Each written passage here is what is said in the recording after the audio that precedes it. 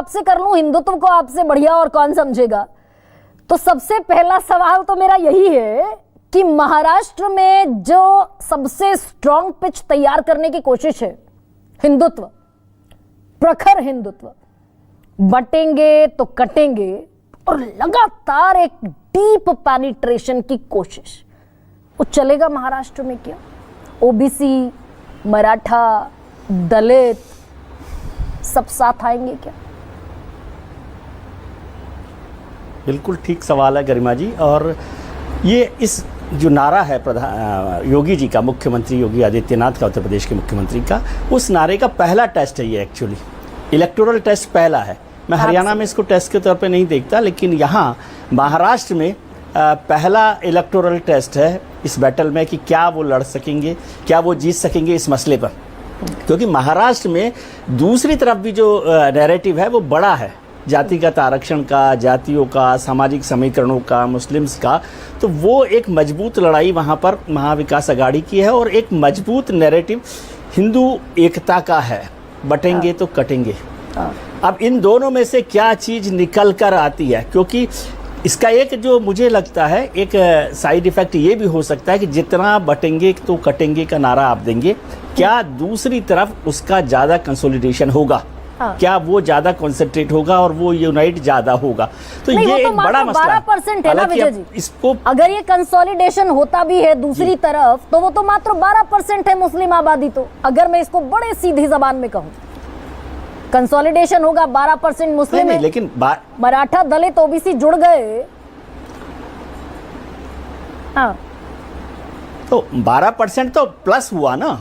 गरिमा जी, आप क्या सोच रहे, केवल मुस्लिम वोट देगा महाविकास अघाड़ी को? हाँ। ये तो प्लस हो गया ना, एक एक्स्ट्रा प्लस वोट पैकेज का 12% मिल रहा है। तो वो एक मजबूत उसके लिए आधार बनता है। और वो अब क्या जो संविधान का नैरेटिव है, संविधान खत्म करने का, संविधान बदलने का, आरक्षण खत्म करने का, उसको किस तरह से ले रहे हैं। इसलिए आज आप ध्यान कीजिए, आपने जिस बात का जिक्र किया कि अमित शाह साहब उद्धव ठाकरे को भी याद दिला रहे हैं कि आप हिंदुत्व के दूसरे पक्ष की तरफ बैठे हुए हैं, आप राम मंदिर का विरोध करने के पक्ष में बैठे हुए हैं। और ये जो एक और बात की जिसको आपने भी नोटिस किया, वो कि अमित शाह जी ने इस बार अभी आज ही सबसे पहला काम किया। एक तो ये था कि महायुति का घोषणा पत्र, गारंटी अभी जारी की गई थी 4 दिन पहले, और आज फिर से बीजेपी का घोषणा पत्र जारी किया। और उसमें पहली बार कहा, कल अमित शाह जी ने कहा था कि इंडिविजुअल संकल्प पत्र। दूसरी बात, देवेंद्र जी के लिए कल उन्होंने कहा था कि देवेंद्र जी को विजय बनाएं।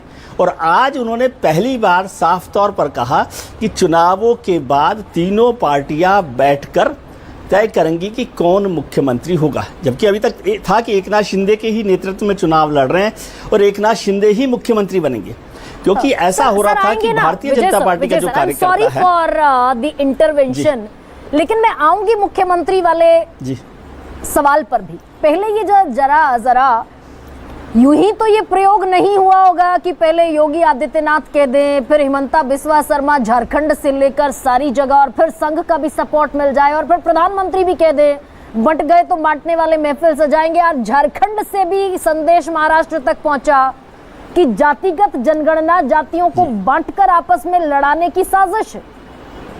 ये महाराष्ट्र में ये थोड़ा सा एनालिसिस कीजिए इसका, कितना प्रोडक्टिव, कितना पॉलिटिकल डिविडेंड।